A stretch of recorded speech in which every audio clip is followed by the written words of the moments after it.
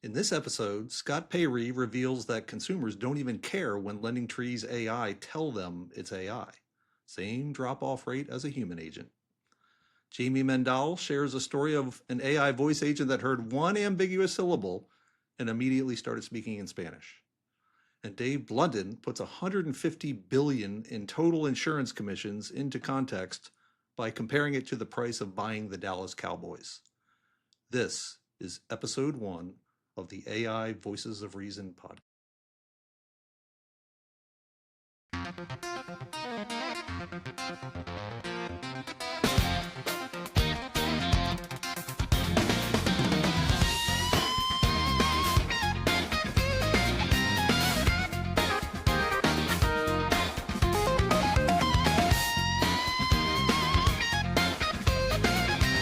Ladies and gentlemen, these are the voices of reason about AI and beyond. Yeah, let's rock.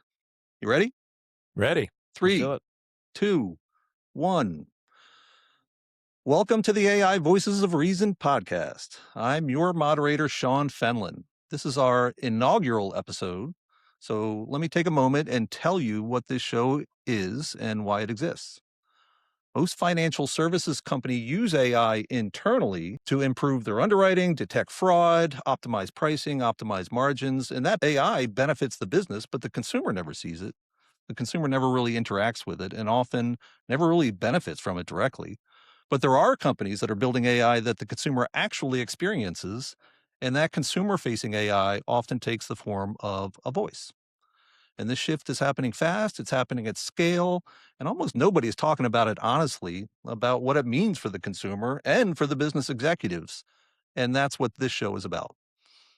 The idea was conceived over 9 months ago by Dave Blundin.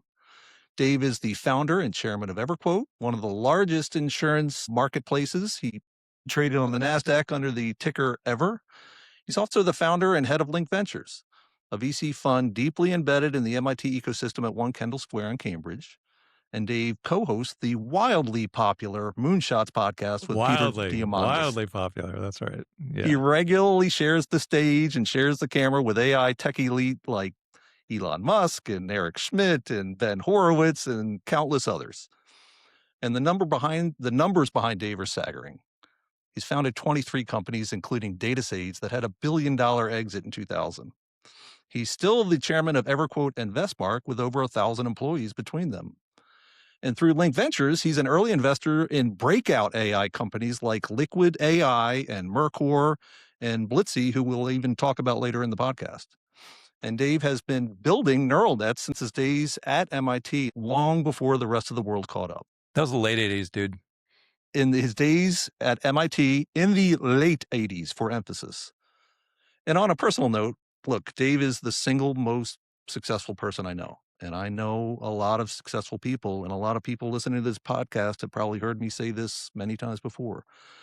We first met over 15 years ago, and he has referred to us as kindred spirits from the very beginning. And in 2021, before ChatGPT, before LLMs entered the mainstream, Dave and I co-founded Symphony 42, AI agents for customer acquisition. Now, Dave originally envisioned this podcast with another one of my best friends, Doug Lebda, the founder of LendingTree, one of the most influential internet businesses of all time.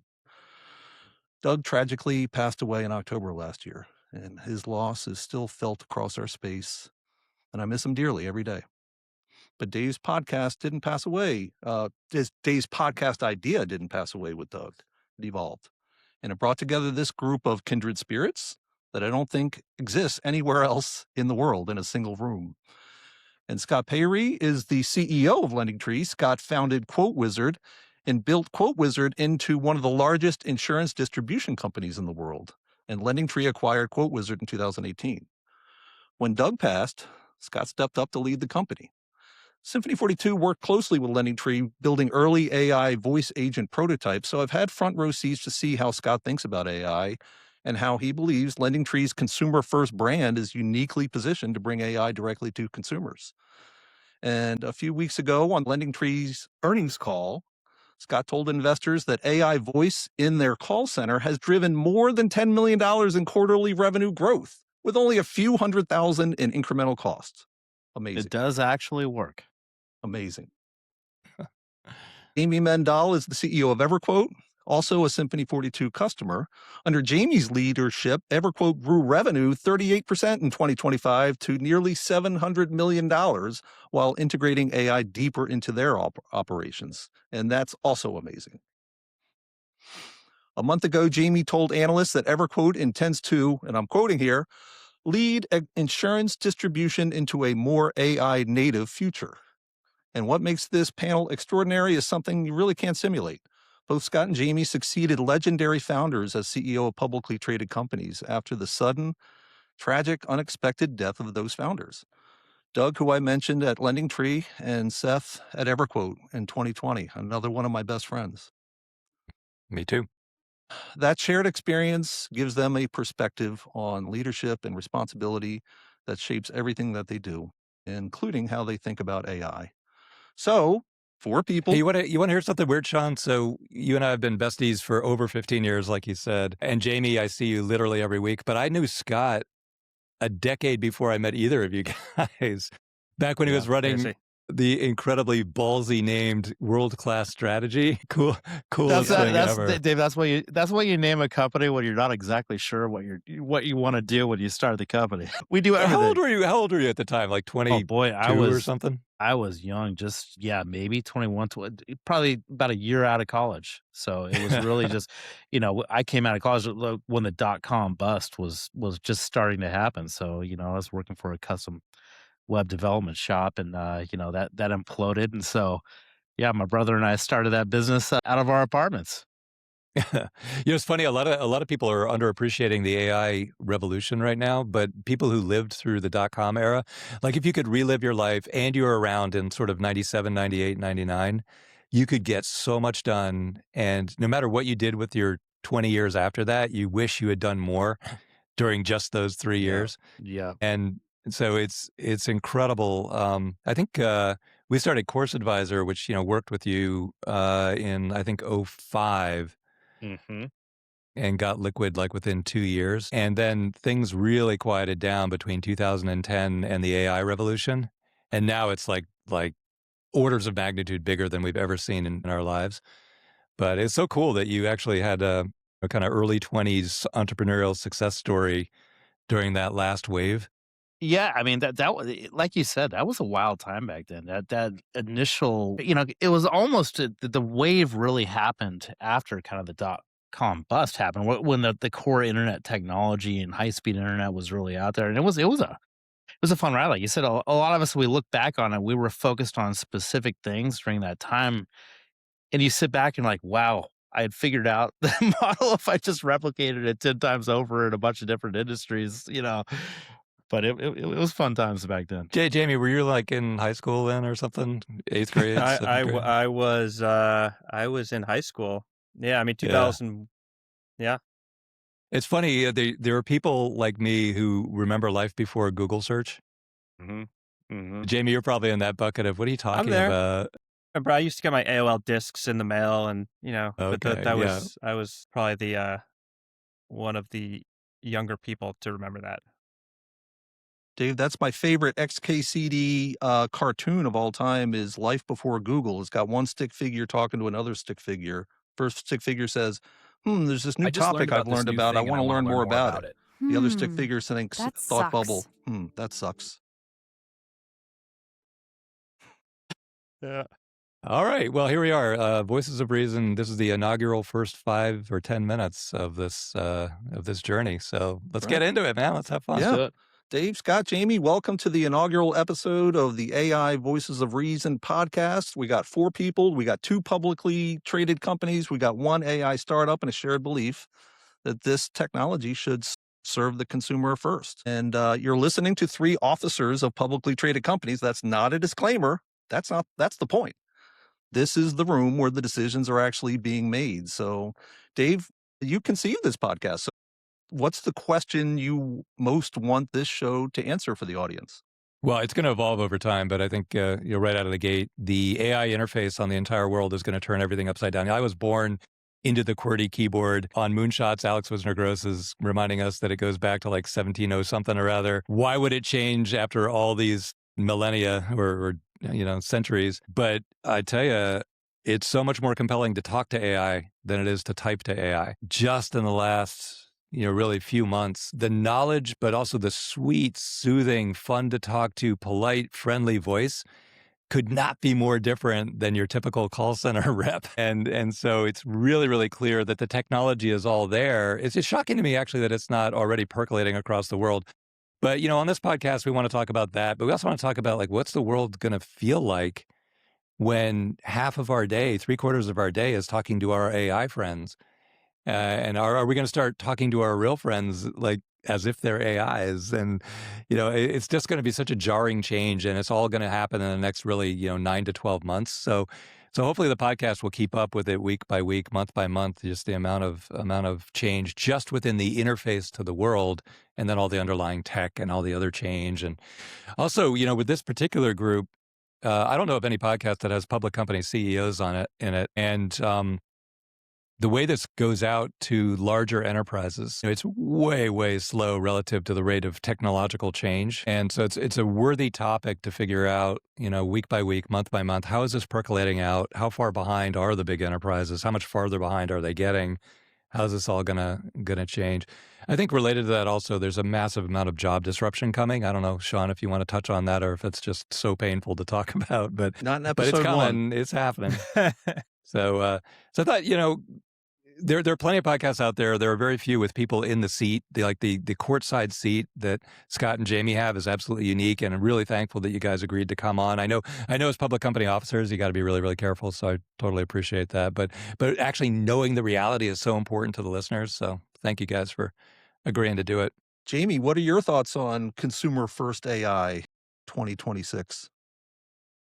AI ultimately should and will remove friction and streamline the consumer's journey from A to B. In our world in insurance shopping, we're constantly looking for points in that buyer journey where we can leverage AI to remove friction. The trick is insurance is a relatively complex funnel. You've got the consumer needs to provide a lot of personal information. It's a relatively high stakes, purchase and a complex one. And pricing is very opaque. Right? It's not like there's rates available via public API like there might be for a flight or a restaurant reservation. And so we are looking for what are the products, the consumer segments, and kind of steps in the buying journey where really two conditions are met. Number one is the AI is sufficiently capable at this moment in time to sort of perform the task. And two, the consumer has enough trust in the AI to engage in a particular action. And so far in insurance shopping, where that's, where it's presenting first is where you might expect, which is really towards the very top of the funnel. And it's still early days. You've got a lot of insurance shopping still originating in more traditional ways, search or digital ads or through local agents. But when they come in through our funnel, we are seeing consumers very comfortable now when they call in, talking to an AI voice and letting them perform some of the early steps of qualification before getting them, passing them off to a human for the deeper funnel conversation. And we've seen, as I think Scott has too, we've seen a lot of success embedding AI voice there. And I think over time, the exercise is, starting to march your way down the funnel as the technology, is proves its ability to do so.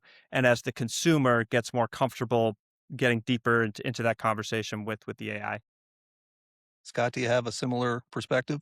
Yeah, similar. I'll echo what some of the others said, but I would say voice AI, to what Dave's point, I agree. I think consumers are much more comfortable interacting with a voice AI oftentimes than more of like a chat style conversational. And we've even seen that through our testing where we've tried pushing out a number of conversational style funnels. And it's interesting. The consumers don't really engage with that. When they're online, they just want to, I just want to fill out a form and get my quote. But when they're calling, I mean, these are, as Jayme said, these are complex products, insurance products or lending products, mortgage products.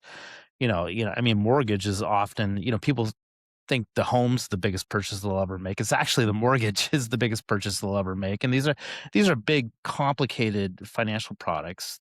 Inevitably, a consumer wants to talk to someone or something that, to have that interaction back and forth. And we have seen it's amazing, just even over the past 4 to 6 quarters, how much the consumer engagement and how normalized they are talking to the voice AI agents. We see no negative effects at this point from having an AI agent versus a human on the phone as far as consumer drop off, consumer satisfaction, all of those items. And so, like, when I think consumer first AI from a perspective of insurance products, lending products, what I like to say is it's all about making it easier for the consumer, because these are hard products. They're hard products to understand. When you're comparing the products between different companies or carriers offering the products, they're very different products at the end of the day that are often being offered from the carriers and lenders. And so, when I say easier, it's on two levels. Like, two levels is I want to make it easier for the consumers to understand what they're buying and be able to ask the questions and get the answers in a 100% compliant manner in a very regulated world. And then secondly, easier to shop, because at the end of the day, a lot of these products often require that you have to talk to salespeople because they are complex. Everyone has different questions. Like, insurance shopping is a perfect example where you go, every carrier has these different questions they want to answer. And so you can't upfront on a form ask 150 questions just to make sure every potential question's answered. So the AI can come in and make that process much more efficient. It can talk to the salespeople on behalf of the consumer. That's just the whole hope over the next few years, is you're just making this process so much easier for the consumer to get from, I want to shop for the insurance or lending product, to I'm buying a product. Yep. And I think 2026 is the year for that. We're seeing middle of the funnel use cases in AI come down to the bottom of the funnel. And Symphony 42 is leading the way there. We want to have one of the first AI sales agents that has the capability of doing the full sale, just not the assistance in between. And we decided to put our entire podcast agenda into 3 buckets: a consumer perspective, a business perspective, and an AI/tech perspective. Our first one, appropriately, is consumer. And it starts with breaking headlines. In less than 24 hours, we have learned that OpenAI has discontinued its standalone Sora video app to focus on enterprise. Personally, I was heartbroken. This was my favorite of all the video generation models, and Google's VO 3.1 is probably a distant second. But it's clearly a mega trend that the money to be made in 2026 in AI is with the enterprise, and the consumers are still not using it enough to make it valuable enough to pay for it to generate the same type of revenue. And Dave, I think this is very consistent with what you guys have been talking on the Moonshots podcast about this plate tectonic shift to Anthropic and the enterprise revenue. So why don't you lead us off? Yeah, well, I think what happens is regulated industries, insurance, mortgage, they have a lot of work to do to figure out what's legal and what's compliant. So they move slowly. Consumers making movies at home have no regulation whatsoever. So they just jump on Sora. And so when you look at it from Sam Altman's point of view early on, all the early growth in AI was coming from people writing English papers to cheat on, their classes. And then it moved to multimodal models. So then video generation, making a funny meme for your kids or for your wife's birthday. And that seemed like, okay, this is where this is going. And then Anthropic completely focused on the enterprise use case, which was way behind at the time. Then some of the unregulated industries, travel and a few others, jump on AI and quickly realize, holy crap, this is so much more valuable as a use of these GPUs than making another funny meme for TikTok. And it just has crushed the revenue. I mean, absolutely taken over everything in just the last couple months, which, it's funny because they declared what do they call it at OpenAI? A red alert or a red Code something? red. Code Okay. red. Yeah. So they declared a code red. And then Sam said, well, look, code reds are normal over here. Well, it'll only be a couple months. The code red came and went, and there's like, okay, now we're back into code red times whatever. But basically, enterprises have woken up, and they've woken up in a big way. And now they're all, I can give you story upon story upon story about cases where things have changed in those just the last few months. But the enterprise is here to stay. And also enterprises have a lot more money to spend than consumers do. So I don't think it's going back. Yeah. Jayme, I see you Yeah. nodding emphatically about that. Is this something No, that's... I agree. I mean, it's funny, things do feel very different now than they did 6 months ago. And I think it was the combination of like, you know, Opus 4.6 and then, now that some of the co-work and like agentic capabilities starting to mature, that if you had asked me 6 months ago, I don't know that I would have had a clear sort of compelling rationale to select OpenAI versus Claude versus Gemini for the enterprise, right? I mean, we were using several of them, but fast forward 6 months today, I feel as a CEO that we really have no choice but to be using Claude Code. And I think that's probably this. It's actually hard to pinpoint why I feel that way, but because it's sort of built over the last few months. But I'm at a point now where I feel like we can use other things too, but if we're not using Claude Code, we are falling behind.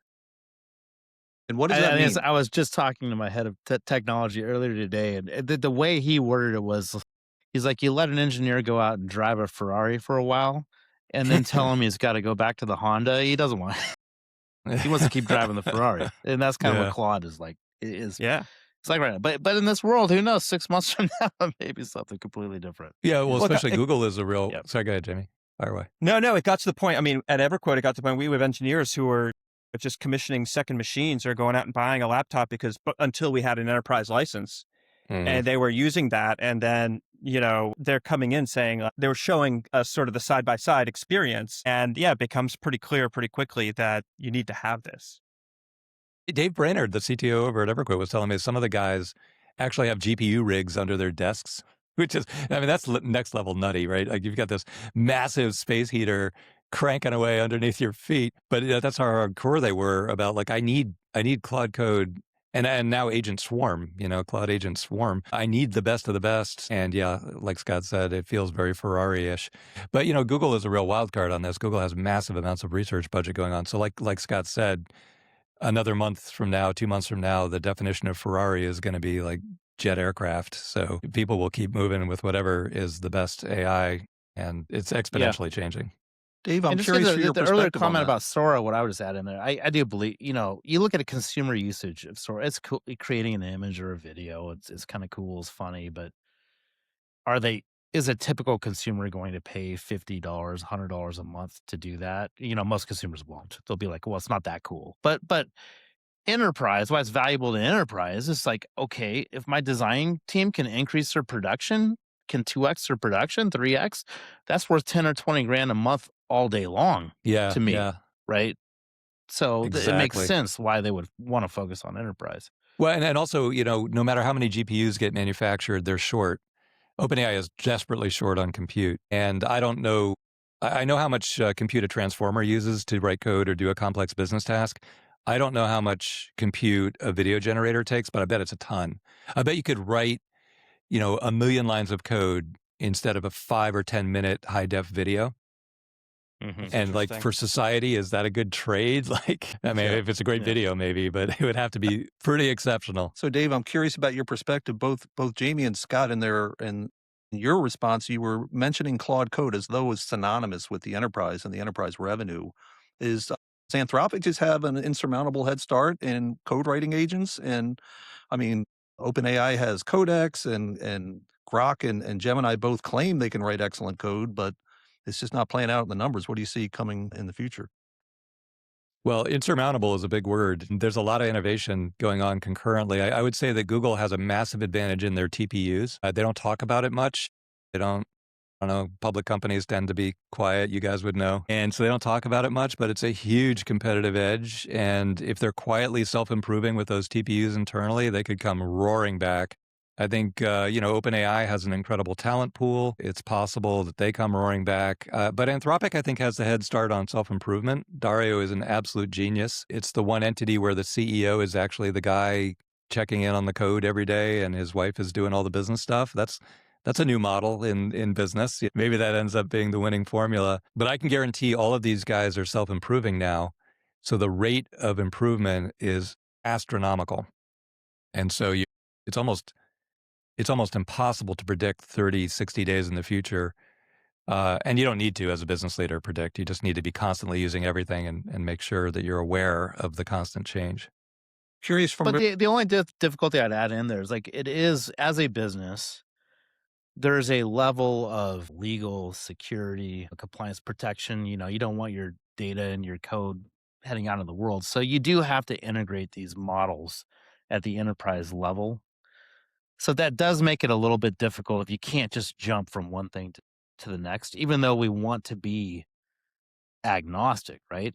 And whatever's the best of the best, you want to be using it at that moment in time. But do the it's engineers not. care? Are they actually tracking which models are superior in writing code, and they're doing champion challenger testing and A/B testing, or are they just looking at the SWE benchmarks and going with whatever's at the highest at the moment? I would say, I mean, not all engineers, but the true builders, I would say, are definitely on my side. They Yeah. seem to be they seem to be the first that come to us. Like, here's the new thing that we should be using as a company. Yeah. Well, Scott's point a minute ago is dead right, too. Anthropic has made it incredibly easy to run Claude 4.6 inside a secure container so your proprietary code and data isn't leaking out. I don't know of any easy way to do that on Gemini or OpenAI. And now the terms of service say, we won't use your code for training. We won't use your corporate documents.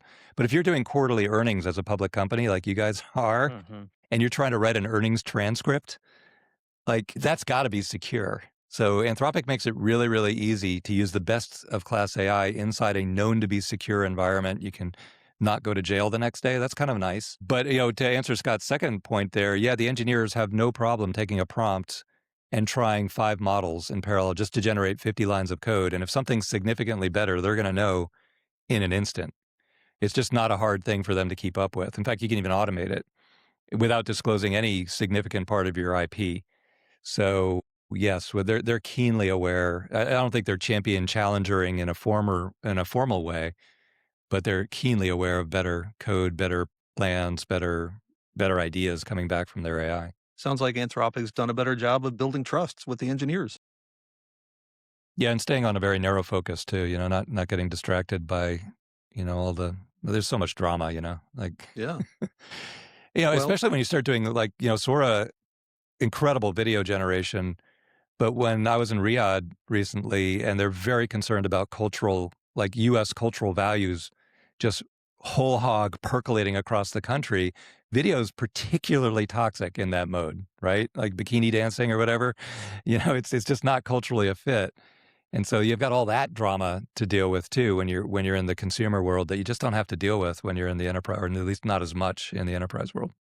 Right. And one of the headlines that we wanted to discuss here is that the consumer trust has gone from 34% to 80% in 1 year for Holy AI. shit. And I think AI voice has a big part to do with that. All 3 of you guys have mentioned that trust and AI voice are kind of going hand in hand. And, I think that's probably consistent with some of the results that you reported on in the last earnings call, Scott. Yeah, I think it's funny that 34 to 80%, because I would almost take that exact number. If you rewound again 4 to 6 quarters ago and the voice AI we were using, the second the consumer would guess that it's a robot on the phone that they're talking to, they're gone. You've lost them.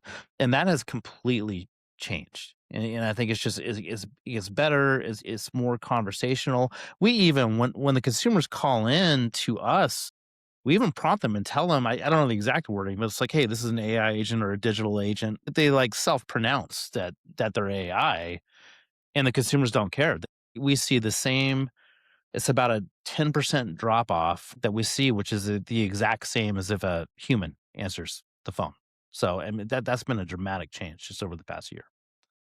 These last Yeah, few something years, really tipped there too. Like Jayme, the third co-founder of EverQuote, Tomas Revez, now runs Smarter Travel, and he's right outside my door here. And they have these really, really cool AI agents now that will do complex golf trips with your buddies, book all the tee times, plan all the logistics, or spring break baseball training. Yeah. Down in Florida. You got all these teams and all these different locations, all these airports. It's just a nightmare to try and map it all out. The AI went from not being useful to being easily able to do it sometime in the last 6 months.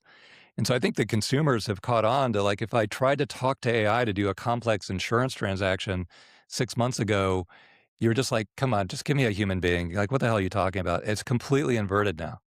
It's come a long way. I mean, we had some funny stories from the early days when we were testing. You'd look into why calls dropped off or something, and it was just the most obscure, like, things that shouldn't be happening, right? Like, we had one, I think it was like Nova Sonic when it first came out. It had a hard time dealing with really, like, curse words. So someone's like, "Yeah," it, like, wouldn't pick that up, right? Yeah. And the consumers be sitting there Yep. waiting, and it couldn't pick up "yep," which is a pretty important word to pick up in, like, a very simple yes/no workflow. We had another funny one, which was like, we activated sort of the, like, bilingual mode, and when somebody would say "one," it would think Juan, and it would just start speaking to the person in Spanish. So, like, this is like just 12 months ago, right? The thing, like, did just Yeah. really made some pretty bad, egregious mistakes, and so we had to keep it running at very sort of modest levels. But it's come a really long way now, and we are at parity or better in most cases with the AI against the human pre-qualifying sales rep. So Yeah, Jayme you and know what? Scott, yeah, go ahead, Sorry. Dave. Well, you know what happened, just for the geeks in the crowd, if there are any. What happened is pretty straightforward. The original models are all trained on pure text. Every word ever written in the history of humanity goes into the training corpus. They come back really, really smart, but they take 20 seconds to answer you. So then we tried to move those exact models into voice mode, and the voice component was completely separate from the brain. And so the voice is quickly responding to you, and then there's this big lag while the brain thinks. And then the brain gives text back to the voice module, and then it loses all the voice inflection, which is really weird to the user, but it's also really laggy, which is really weird to the user. So all that had to be scrapped and rebuilt to train voice models from scratch. And the first demo of that came out on sesame.com. It's still up and running, actually. I saw it yesterday. If you go to sesame.com, you can talk to Miles or Maya, and it's so good. It's just so epically good, but it's not smart. So now they finally integrated the smart with the good, and that's getting deployed now. So that's how that kind of evolved over time. But Yeah, nobody expected the models to be this good. Like, nobody was ready for this moment because they're so far ahead of it. Even when Anthropic and Sam Altman, Dario Demasasabis, the greats in the field, they would have predicted 2 years ago something far less than what's actually happened in the last 2 years. So we weren't quite ready. so that's a perfect segue. It ties everything that we've talked about thus far and hands it off to this next topic for us, which is where the use cases I think you guys have been describing thus far are sort of middle in the funnel that results in a transfer to a live human to complete a transaction. And so my question to you, Jayme and Scott in particular, is when will you know it's ready to not be transferred to a human and to continue that path? And there's a technology component to it as well as the consumer perspective of it. And Dave, you just touched on the technology component. To build trust, you need to be conversational AI and respond in sub 500 milliseconds. And all the LLM models that we all use and love all day take a lot longer than 500 milliseconds because they're the most powerful models. So there's a bit of a paradox between the AI voice capability and it's actually building a trust in conversational AI. So I'm just curious as to how you guys are going to reconcile that in 2026 and know when the AI agents, the AI voice agents are ready to do the selling, not just the qualifying and screening and assisting in the middle of the funnel. I think today it's clear that the conversational AI can do some of the very early stage qualification and information gathering. I think over time, it's likely that it will be able to get into quoting and start fetching quoting. I think in insurance, I have a harder time in the near term seeing it getting all the way down to a bind. And that's not so much a function of, there's partly the consumer's desire to talk to someone. It's a factor, but for a segment of consumers, they would be fine letting the agent do it. But it's more on the provider side of the marketplace where there's such resistance from the carriers. The agents can't do it technologically, but the carriers themselves have gone to great lengths to prevent exposing their rates digitally for rate comparison purposes. And I think they're going to make it quite hard for at least, a good number of them to create a good seamless rate comparison experience and certainly a binding experience. So it's hard to know. I mean, I think what we will continue to do is just try and work our way down step by step. And we're looking again for segments of consumers that are more inclined to transact on things digitally. We're looking for specific products that are simpler in nature. And we're looking for steps of the funnel that we think are conducive to being turned over to agents. So that's kind of our approach to it. Scott, And are you yeah, seeing go ahead. something similar in Yeah, insurance and in lending, or is lending ahead of an insurance and it's race to the bottom of the funnel? I would say, I mean, there's two. I think Jayme made a good point of like you are required with the carriers and the lenders. They have to at some level be opening up, what they're willing, and hopefully the agents on their side. Like for example, the CEO of Progressive recently said that she hopes that they're going to be able to use agentic AI to handle kind of the simple cases, of insurance, right? Single driver, single car, renter, like you don't need to really necessarily pay a licensed agent to quote and sell that consumer. And that's where it's kind of cool where you can get agent to agent communications. Like I feel like we'll be at a spot where it's like, okay, the consumer's talking to the LendingTree AI agent, and then the LendingTree AI agent is talking to the Progressive AI agent, and you can get kind of that end to end sale there. Another component where I think we're quite a way. Well, I mean, you always say quite a ways, and then away, and then it happens quicker than you think it's going to happen. But I think AI agents still really lack the ability to develop rapport with a consumer. And what I say by that is like you'll have these, it's not always just like latency of AI getting the information back and providing answers to consumers. Sometimes it's like, okay, we're pinging the lender, we're pinging the insurance carrier for information, and it may take 20 seconds to get that ping back. With an AI agent, that's just dead air to the consumer, Yeah. They can right? tell a joke or something in Where there. like a human salesperson's, making a joke or saying like, how's the weather there? It's raining in Seattle. How's the weather over there? AI agents aren't really capable of doing that at this point. And so I think when you get from more of just like the middle of the funnel and getting the proper information and directing them to the right place, if you're trying to get more to make the full sale, they need to be more capable of building that rapport and developing more of the natural human behavior, Yeah. if that makes sense. Yeah. And then there is like, I do think the next big step is more the simple products. I think on the lending side, like our small business lending sales force, it would be hard to replicate that right now because, a merchant comes in, there's so many different types of business. They're looking for money for so many different reasons. It's not that we won't eventually get there, but it's almost always a complicated product just because the variety of the type of loans is so different every time. Now, you look at like auto lending, like auto refinance lending, that could be way simpler. It's like, okay, I've got a 2024 Honda Accord, I'm paying 12% interest on it. Can you beat that? That's something where it makes more like that's a pretty simple, you don't necessarily need a human involved. Yeah. We're building our AI selling agents at Symphony 42 using widgets, an imaginary product or service that only has 2 qualifying questions before you can get to a quote and maybe overcome objections and close. And you can do the whole sale in less than 90 seconds as a starting point, which is way shorter than insurance and lending and all the high value, highly considered verticals. Dave, what's your prediction? I have a feeling you're going to take the under on the timeline prediction of when AI agents are ready to do selling.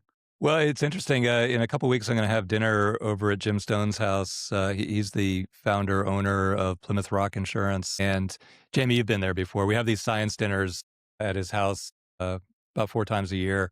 And we'll get a bunch of Nobel Prize winners, heads of big AI labs, a whole bunch of really, and public companies. So you guys are certainly invited, public company CEOs, and just have really intimate conversations about tech and what's about to happen. And he just loves it. But on his wall, he's got pictures of himself with all these presidents, like presidents of the country. And my point there is like, you're never going to find an industry that's more connected to Washington than insurance and mortgage. I mean, these guys are connected, and also at the state level, hyper connected. And so AI is going to obliterate a lot of industries very, very quickly. Insurance and mortgage are not going to get obliterated very, very quickly because it's all highly, highly regulated. And so these big companies have if they're completely asleep at the wheel, they will get crushed.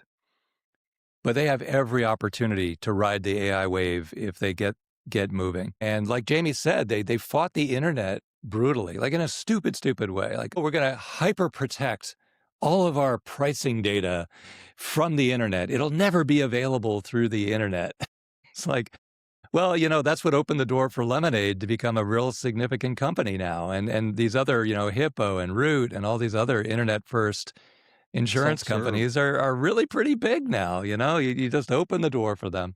So now along comes AI, it turns everything upside down again. You can embrace it, or you can just watch the slow bleed. So, I'm not in particular.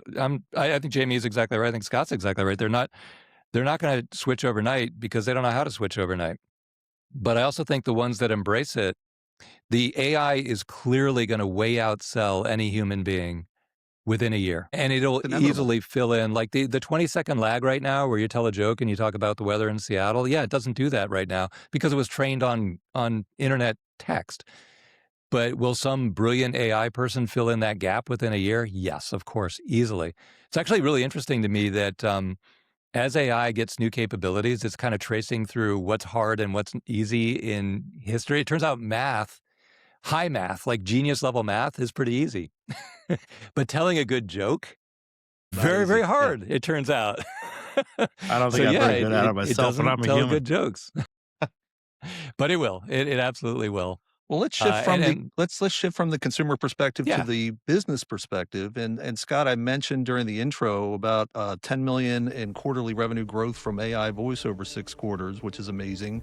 Mm-hmm. There was also mention of 17% year-over-year increase in conversions via AI-enabled marketing tech. So I'm sure the audience would love to hear you expand on that. Oh yeah, so I guess that's getting away from voice AI a little bit and just more into, internet marketing, performance marketing. And, I would say at a high level, what I would say is between our marketing teams and our design teams and our product teams, just the level of production has increased so dramatically, whether that's creating new ad creative, whether that's testing new ad sources, whether that's testing funnels and consumer experiences.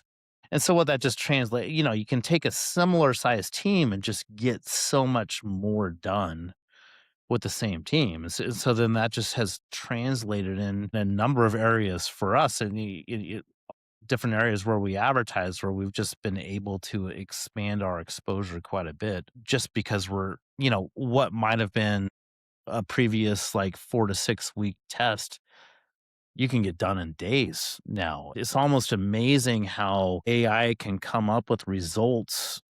It's like, they can test 1,000 different variations, against 5,000 consumers and have very specific results. It's like, I don't even know how you, but it's accurate. It's amazing. Dave, on the Moonshots podcast, Alex Wisner-Gross often talks about how the pixels will just be dynamic and generated in real time instead of software. And so, Scott, I'm wondering if you can imagine a day where there's a consolidation of the top of the funnel that you were just talking about with the middle and the bottom of the funnel with the AI voice agents, where it's the AI agent that's either bidding and placing the ad, and maybe it's an interactive ad unit where they can interact, and it's the same AI agent from the top of the funnel impression all the way down to the close. Yeah. Yeah, that could absolutely. Yeah, I mean, that would be the ultimate goal, right? Just to be a very seamless process. Vertically integrated customer acquisition. So, Jayme, on your, I mentioned your earnings call. One of the things you said that today's AI agents are largely conversational wrappers, but you saw it evolving into more. And I was just hoping you could expand on that for us.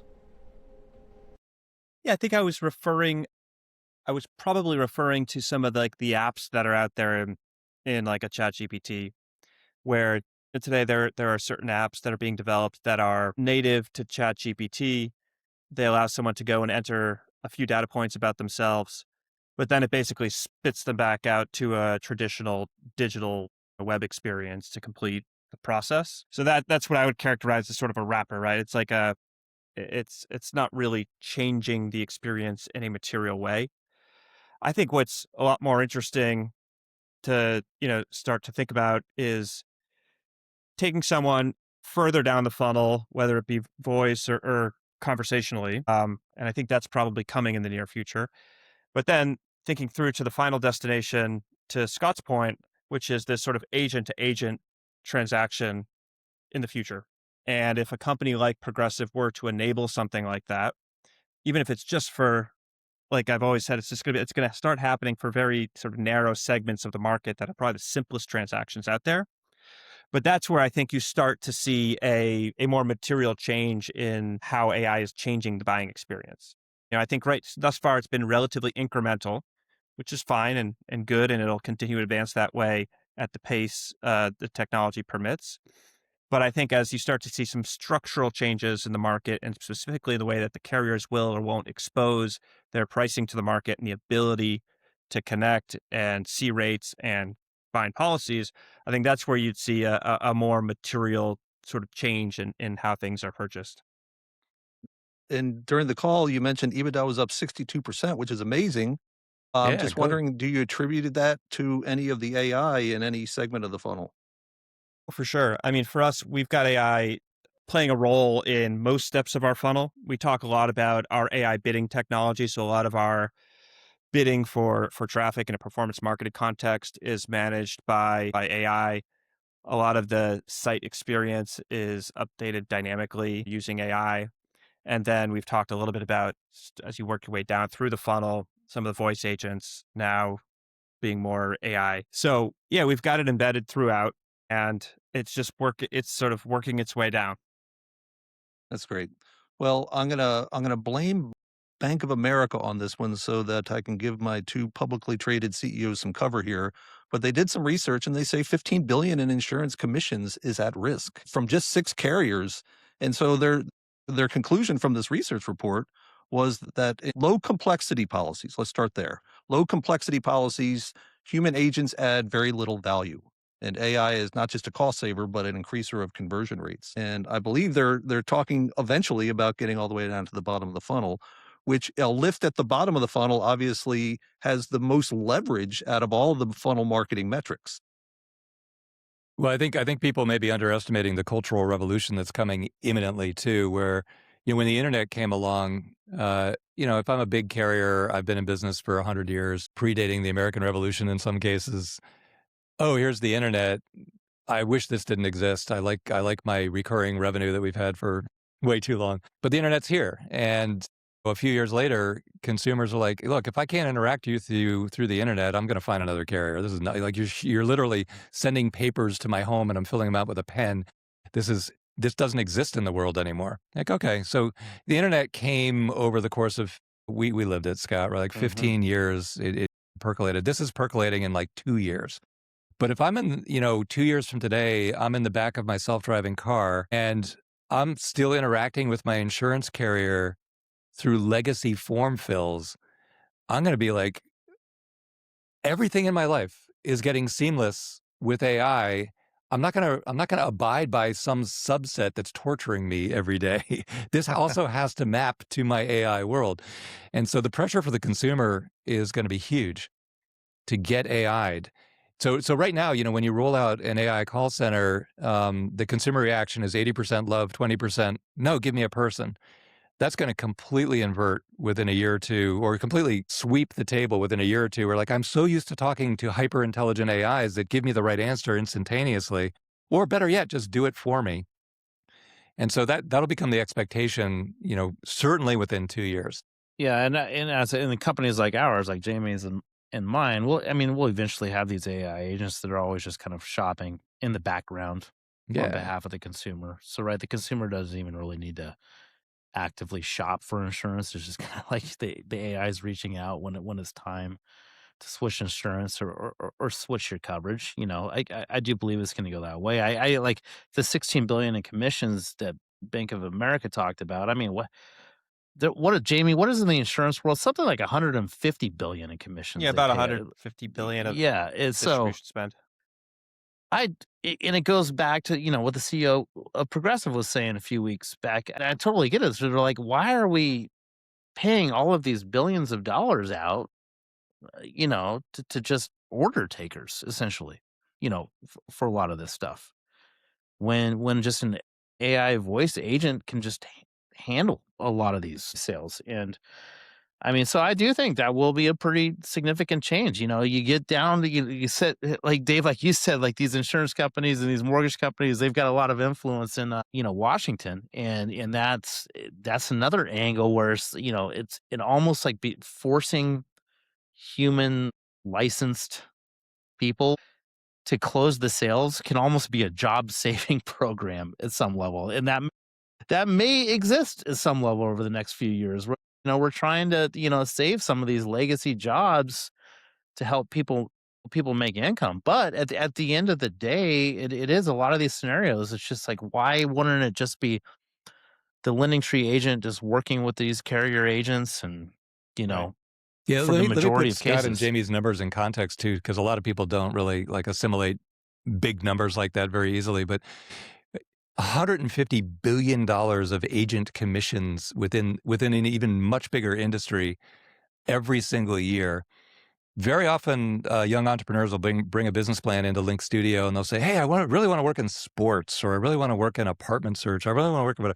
It's like, why do you want to work in sports? Well, sports is huge. Well, define huge for me. You understand that, like, look at the NFL. When you watch an NFL game and you think these guys make big, big money, where does that money come from? Overwhelmingly comes from mortgage, insurance, and one or two other categories. Like, look at the ads. Now, when they put out the TV contract for the season, they bid the AFC, they bid the NFC, and they bid the Super Bowl and playoffs separately. And those bids come in at $1 or $2 billion each. Compare that to $150 billion of just agent commissions. If you want to go buy a national franchise like the New England Patriots or the Dallas Cowboys, buy the whole team, how much would that cost you? And a really, really expensive one is $5 to $10 billion. Compare that to $150 billion of just commissions to agents. Okay, that's what we're talking about here. So just so people are aware, like, oh, mortgage, insurance, who cares? I want to talk about the Patriots. Dude, this is huge. And Dave, that's a good point. Yeah, and to build technology in the mortgage world or the insurance world that's helping to make, if some new entrepreneur is like, okay, I'm going to use AI to make the sales process more efficient. Like the product's so much more valuable in these industries, healthcare, insurance, mortgages that are just a lot of people consider boring, but like they are the majority of the economy at the end of the day. They really are. And Scott, you made the point earlier that these are the biggest transactions of people's lives, especially a home purchase. And when you think about the incredible GPU shortage that's imminent, this comes back to the Sora slide we looked at earlier. It's like, well, okay, here's an AI that can help you get a slightly better mortgage, which is going to change your life financially. Mm-hmm. Or here's an AI using 10 times more GPU and it's making a funny video clip. There's this industry is going to absorb all of that capacity. There's no doubt. And it's going to be we won't catch up till after 2030, after Elon Musk's Terafab comes online, and then probably 2 years after that. So between here and 2032, we're going to be acutely short on compute. Mm-hmm. Where's it going to go? Well, it's going to go here. It's not going to go to video or whatever. Money is. And there's this multi-dimensional dovetailing effect. We've talked a lot about the AI agents going further down funnel and persuading a consumer and converting them with superior sales conversion rates. We also talked about when it will be an agent-to-agent interaction instead of an agent-to-human. And you can imagine in the future, by 2032 at the very latest, the top of the funnel ad will no longer be a click for a call to action. It will be, hey, my AI agent, go investigate this offer in the background and come back to me with the best deal. And so all of a sudden, all these concerns about AI agents and influencing humans are gone because it's just AI agent to AI agent. And the businesses that'll be ready for that are going to be based on way more about logic and reason than about emotion and feeling of marketing and persuasion. And so all these things are happening at the same time, and the world is trying to figure out in this march to the singularity in real time. I want to switch over to our AI and tech bucket. And the first topic we've already kind of touched on a little bit is that there's this paradox with AI voices needing smaller, lighter weight models that are less capable to be able to respond in sub 500 milliseconds so they can build trust through conversational AI. But the frontier models, Claude Opus 4.6 and GPT 5.4 Pro and Gemini 3 and Grok 4.20 Heavy, these all take a lot more than 500 milliseconds to respond. And when you think of non-conversational voice AI, you think of this, Alexa and Siri, and even Claude doesn't have a voice AI product. So when you're interacting with the Claude AI voice, it's pretty slow because they want to value the model's output more than conversational AI. So Dave, I would love your take on this. Is the conversational voice AI is just going to be riding in the wake of the frontier models and their development and their capabilities, and they're just always going to be. So I would say an AI voice agent is about capable of GPT 4.0 or maybe even 3.5 at this point in terms of strength and capability. Is that going to narrow? Is that going to always stay potential lag? No, not at all. I think the layer that got built very recently for coding that escalates doesn't really exist in voice yet. So it's a huge opportunity for new companies to come in and figure out how to do the escalation. But what happens right now is you choose either a really big, really expensive model, or you choose a really crappy, but not very smart, but very fast little model. And then you're stuck with the incredible cost of the big one or the incredible speed, but dumbness of the small one. But it's so easy behind the scenes to actually escalate. So if somebody says, hey, how's the weather in Seattle today? It's like, okay, the little model is going to answer that perfectly. Go. And then how do you price an auto insurance policy if you have 3 kids and 5 cars, but you're going to sell one of the cars and you plan to move from Florida to North Carolina next week? You're like, oh God, that's a complicated problem. I better use Opus 4.6 for this. So that escalation is actually very, very doable. It hasn't been productized yet, to my knowledge. So the end consumer experience is going to be the best of both worlds. But right now, nobody's going to deploy the biggest, slowest model. The big models are not slow inherently. When you get it through the API, they run it throttled for you. But when you run it on your own hardware or through Amazon Bedrock or whatever, you can make it super responsive. It's not naturally slow. It's just the configuration that's given to the consumer that makes it kind of throttled because they're trying to share the load. Also, these plans are unlimited monthly plans. If they gave you full speed, you would use way more than they'd be hugely unprofitable. So they throttle it. So this is a inference time compute economics issue more than it is a tech issue. Yeah, for sure. This by is use going to be case, solved I very suppose. quickly.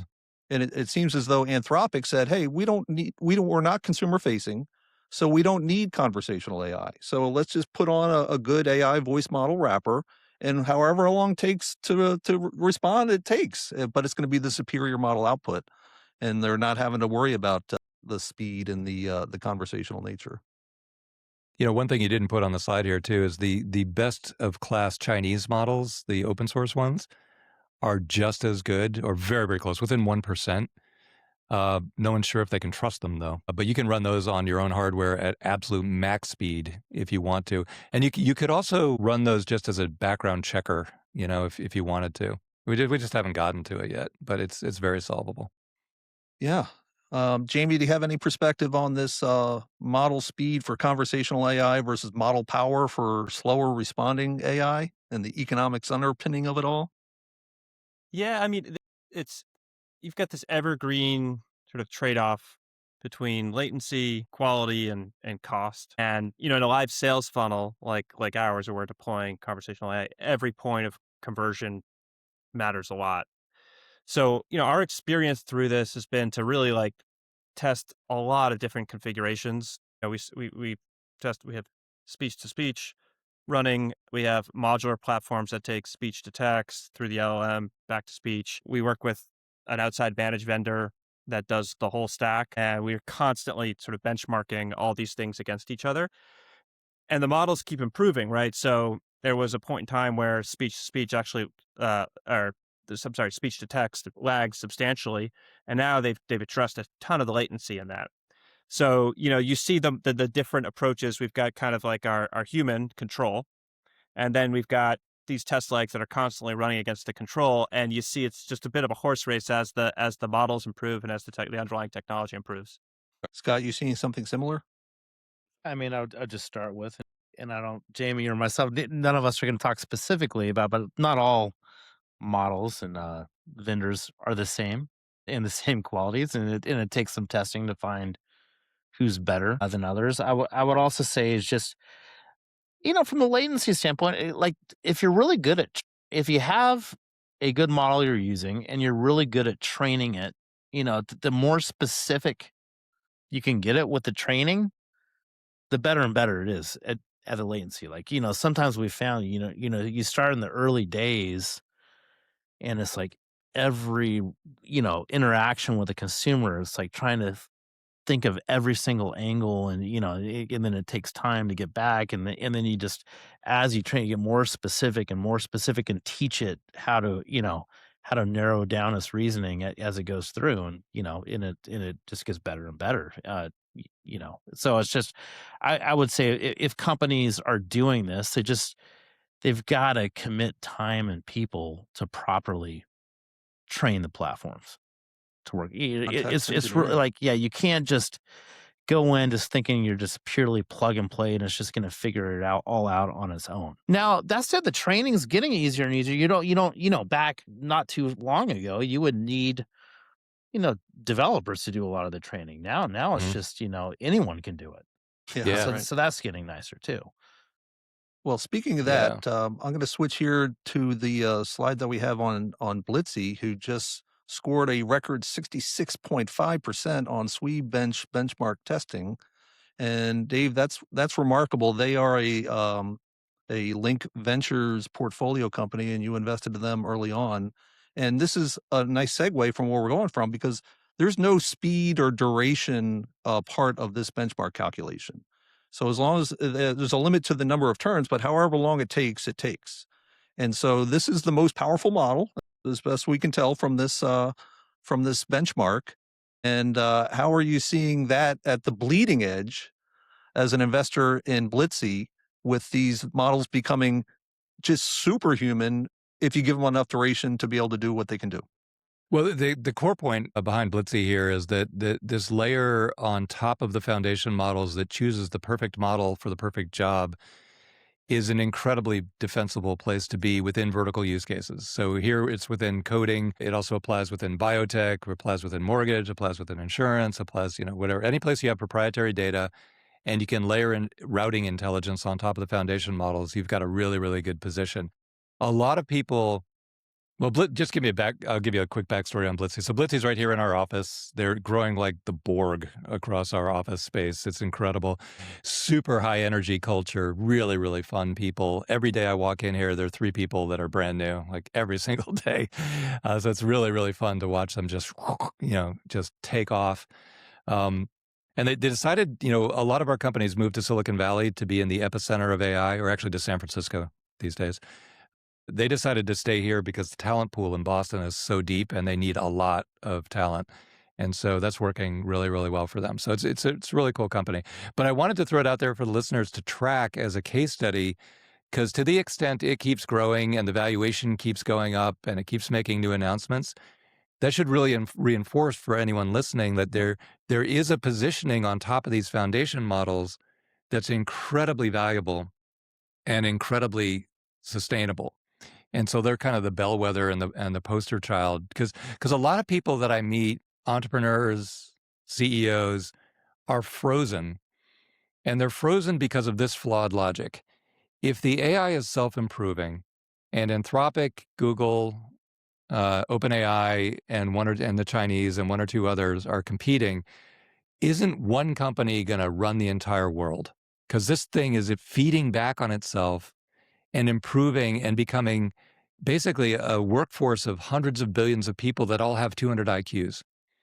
How can anyone keep up with that? Well, and the theory is right. That is the natural end state. If there's no regulation and no governments in the world, that's what will happen. But that would have happened with Rockefeller, 100 years ago. We have antitrust law for exactly that reason. And the big foundation model companies are already up against the edge of antitrust law. You saw Google almost had to shed Chrome. Like, that would be tragic from Google's point of view. So they're already right on the edge of the regulators beating down their doors. So they're not going to come after good partners that are vertical use cases that are eating up a lot of AI, that are delivering some value to the world. They just can't. And so I love tracking Blitzy as a really good case study in how this will evolve. So, just watch its valuation, watch it in the news, track Brian Elliott, the CEO, is a great guy, good friend of Jayme's. Just track them as a bellwether, because then that'll percolate out to all these other vertical cases like mortgage, like auto insurance, and like, hundreds of others. And Dave, they refer to their models as code writing agents, correct? Mm-hmm. Yeah. So, Blitzy has business agents. LendingTree, EverQuote have business agents. And we've talked a few times, or we mentioned a few times, about this emergence of consumer agents. And on the slide that we have here about consumer AI agents and going to AI commerce, you can see the real inflection point has occurred. We have hit it. And really what that is the most popular open source software on GitHub forever has been Linux. And it took them 20, 30 years to get to 224,000 likes on GitHub. And along comes OpenClaw, and a consumer AI agent framework, and it's on GitHub for a matter of months and it's already exceeded 250,000 likes on GitHub. So just a severe inflection point that is overtaken. Safe enough to say that the year of 2026 is the year of the consumer AI agent. And I would love to get you, look at Dave's got his OpenClaws ready to go, his stuffed OpenClaws. Gotcha. What I am really fascinated by is, how does an AI agent sell to an AI agent? Like, is that all logic and reason? Is there any opportunity for human-like persuasion in that world?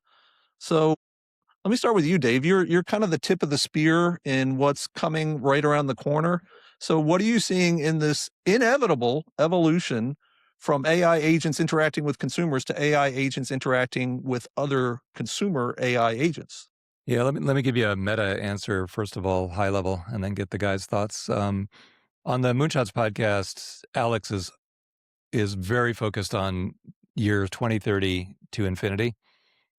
And there's no doubt from year 2030 to infinity, agent-to-agent interactions are going to be completely dominant. But I like to think a lot about 2026 to 2030 and how that's going to play out, because that's going to affect the public companies and their stocks and the investments you make today a lot more than 2030 to infinity. And in that window, there's a third category. So you have a person talking to an AI, a person coding with an AI. Then you have agent to agent, where the AI is talking to the other AI. But you also have this other thing, which is happening now in call centers, where I'm a human, I'm talking to another human. The AI is also on the phone call. The person wants to talk to a person for whatever reason, legal, regulatory, quoting a price, whatever. The AI is also in the phone call. The AI is a genius, and it's pulling up information in real time that's hyper empowering both people on the call to get much more productive within that call. That also exists in the world. And that's not human to agent. It's also not agent to agent, but it exists. And I don't know, maybe Sean, you can name it, because I think that mode also matters a lot. And when somebody's coding with AI, they're very familiar with this, because they don't just say, hey, AI, go code this up, I'll come back tomorrow. You can do that, but they more often watch it work. And when it does something crazy, they stop it and redirect it. And so all the developers are very familiar with this third kind of way of interacting with AI. And I think that in the next 1 year, 2 year time frame, that mode is going to be a very, very important thing. But I don't anticipate that the bulk of consumers are going to trust an internal agent to go and get a mortgage for them and then talk to a mortgage company agent and then come back with a done transaction. Like, I'm not even signing it. My agent is so smart, it must have done something. I don't think they're going to trust it to do that with their massive life decisions in the next year or two. I think they will after 2030, though, but not in the next couple of years. Something interesting to note for all businesses is that these consumer AI agents are capable of doing outbound dialing. So we can reverse the paradigm. It can be a consumer's AI agent talking to a business's human, which may lead businesses to start a do not call list so that they don't get any AI agents calling them, like a Ticketmaster or something that's kind of dealing with high volume calls. But I think Scott already has agents out there scouring for the best deal for you. It's actually funny, because it should be an agent talking to a mortgage company agent, but it's your agent talking to the mortgage company human, because they don't have an agent yet. That's already a product, isn't it, Scott? Yeah, I would say it's more of a beta testing we're doing, but we're looking to build out as that's a perfect example. Dave. Like we're working to build out an agent that's in working with some of our mortgage clients to say like, okay, we're going to have the agent just work with the consumer here. Because a classic example is you're shopping for a refi or a home equity. It's like we ask just enough questions to properly match you to the companies that will most likely be able to, provide you a loan. But then they all have additional questions they need to ask. Oftentimes they're very repetitive for privacy or other reasons. We won't ask those questions. But now it's like, okay, let's get an agent involved that will just work with the consumer, represents the consumer, gets that additional information, and then talks to the 4 or 5 different humans. Sean, to your point, like you have to be pretty open book with your clients because they need to know, and their sales force needs to know and understand. It's like, okay, I'm talking to an AI agent here, and not the direct consumer, but I also understand by doing that, I'm probably gonna, at the end of the day, get more engagement with the consumer because the consumer will be more engaged than answering 5 calls from 5 different salespeople asking generally the same questions to sell generally the same product. So that is the solution. That's kind of, Dave, when you talk about the 26 to 30 time frame, I think that's a lot of the type of things that will happen because it will be companies like LendingTree or EverQuote, whereas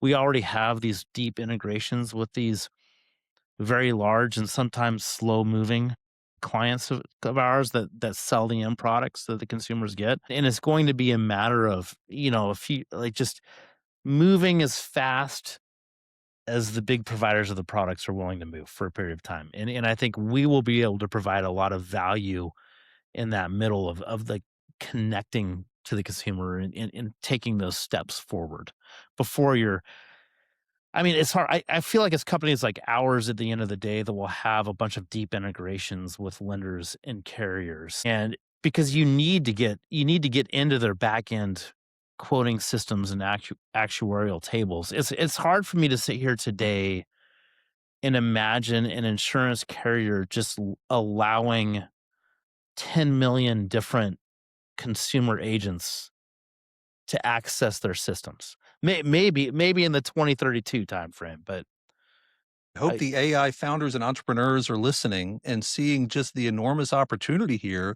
We need a protocol for this. We have MCP, which is Model Context Protocol, and that's open source.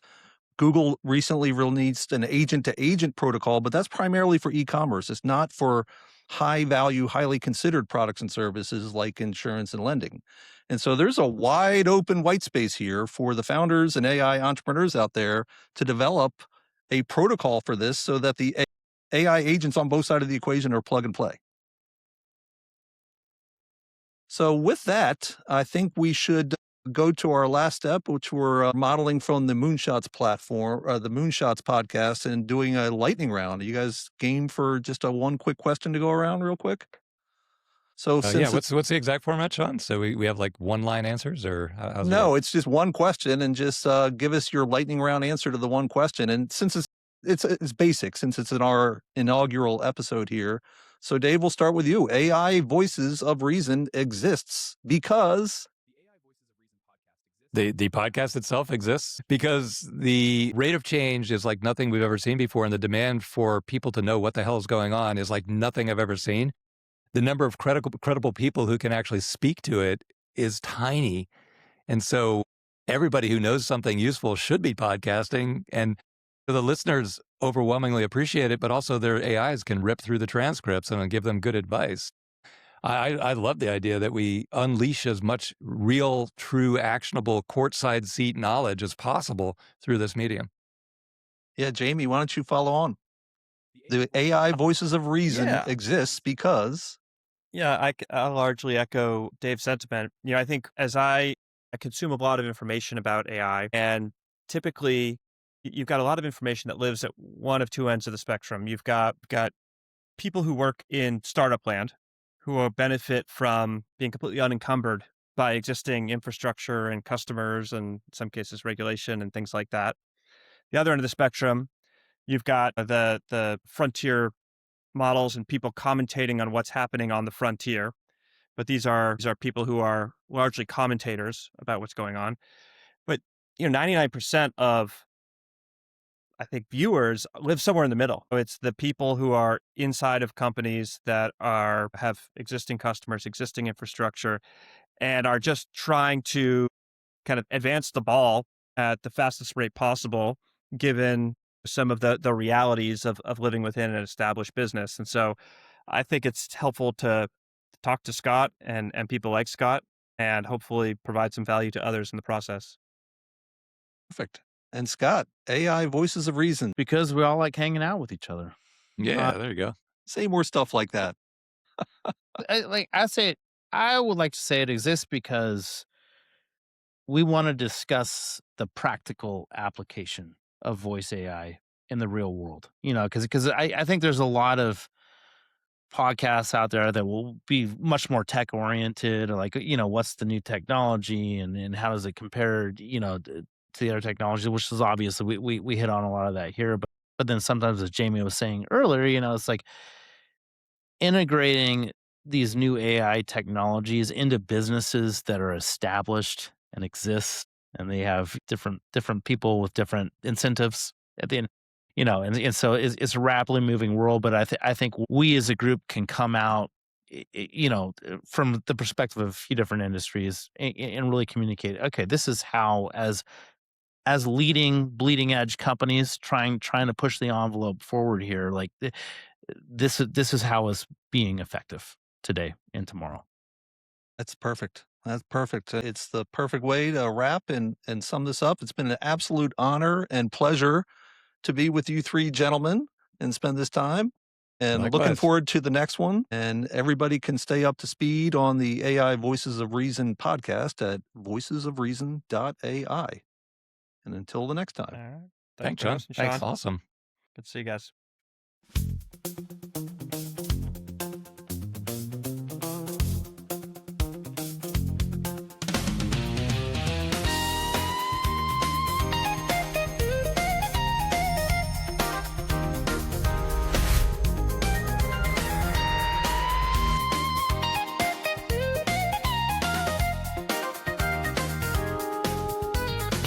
In every conversation that matters,